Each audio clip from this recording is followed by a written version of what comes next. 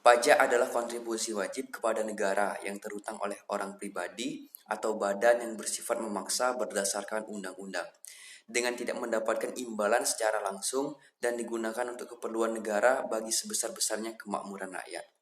Baik, di sini kita akan masuk ke ciri-cirinya. Ciri-ciri pajak yang pertama yaitu pajak merupakan kontribusi wajib bagi warga negara.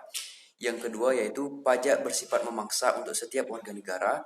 Yang ketiga, warga negara tidak mendapat imbalan langsung. Dan yang keempat yaitu berdasarkan undang-undang. Kemudian kita memasuki untuk fungsi dari pajak itu sendiri. Yang pertama ada fungsi anggaran atau fungsi budgeter. Pajak merupakan sumber pemasukan keuangan negara dengan cara mengumpulkan dana atau uang dari wajib pajak ke kas negara untuk membiayai pembangunan nasional atau pengeluaran negara lainnya. Yang kedua yaitu fungsi mengatur atau fungsi regulasi. Pajak merupakan alat untuk melaksanakan atau mengatur kebijakan negara dalam lapangan sosial dan ekonomi. Yang ketiga yaitu fungsi pemerataan atau pajak distribusi. Pajak dapat digunakan untuk menyesuaikan dan menyeimbangkan antara pembagian pendapatan dengan kebahagiaan dan kesejahteraan masyarakat. Dan yang keempat adalah fungsi stabilisasi. Pajak dapat digunakan untuk menstabilkan kondisi dan keadaan perekonomian, seperti untuk mengatasi inflasi. Pemerintah menetapkan pajak yang tinggi sehingga jumlah uang yang beredar dapat dikurangi. Sedangkan untuk mengatasi kelesuan ekonomi atau deflasi, pemerintah menurunkan pajak sehingga jumlah uang yang beredar dapat ditambah dan deflasi dapat diatasi.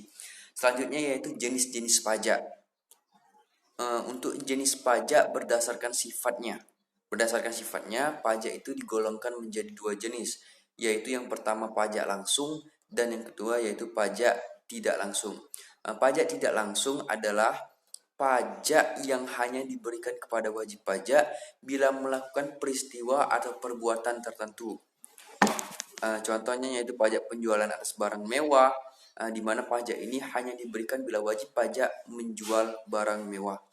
Kemudian adalah pajak langsung atau dengan istilah dalam bahasa Inggris yaitu direct tax. Untuk pajak langsung ini dapat diartikan sebagai pajak yang diberikan secara berkala kepada wajib pajak berlandaskan surat ketetapan pajak yang dibuat kantor pajak. Contohnya yaitu pajak bumi dan penghasilan (PBB) dan pajak bumi dan bangunan atau PBB dan juga pajak penghasilan. Kemudian jenis pajak berdasarkan instansi pemungutnya yaitu terbagi menjadi dua. Yang pertama pajak daerah atau lokal dan yang kedua yaitu pajak negara. Untuk pajak daerah atau lokal itu sendiri merupakan pajak yang dipungut oleh pemerintah daerah dan terbatas hanya pada rakyat daerah itu sendiri. Contohnya yaitu pajak hotel, pajak hiburan, pajak restoran, pajak kendaraan bermotor, BPHTB, PBB pedesaan dan perkotaan, dan pajak daerah lainnya. Yang kedua yaitu pajak negara atau pajak pusat. Pajak negara merupakan pajak yang dipungut pemerintah pusat melalui instansi terkait, yakni DJP atau Direktorat Jenderal Pajak. Contohnya yaitu PPN, pajak penghasilan atau PPH, pajak PPNBM, bea matrai, PBB contohnya perkebunan, perhutanan, dan pertambangan, dan masih banyak yang lainnya. Kemudian jenis pajak yang ketiga yaitu berdasarkan objek pajak dan subjek pajak. Berdasarkan objek dan subjeknya, pajak digolongkan menjadi dua jenis yaitu pajak objektif dan juga pajak subjektif. Untuk pajak objektif adalah pajak yang pengambilannya berdasarkan objeknya. Contohnya pajak impor, pajak kendaraan bermotor, bea matrai, dan masih banyak lainnya. Kemudian pajak subjektif. Pajak subjektif adalah pajak yang pengambilannya berdasarkan subjeknya. Contohnya pajak kekayaan dan pajak penghasilan. Baik, di sini setelah kita mengetahui tentang jenis-jenis pajak, selanjutnya yaitu manfaat pajak. Pajak memiliki banyak sekali manfaat, contohnya yaitu pajak digunakan sebagai pengeluaran negara, seperti pengeluaran untuk proyek produktif, memberi keuntungan ekonomi bagi masyarakat, contohnya adalah pertanian, untuk pertanian.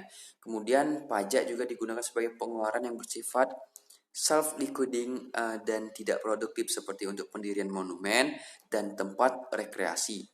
Kemudian ada lagi manfaat pajak, yaitu pajak digunakan untuk pengeluaran yang tidak bersifat produktif seperti pertahanan negara dan perlindungan anak yatim.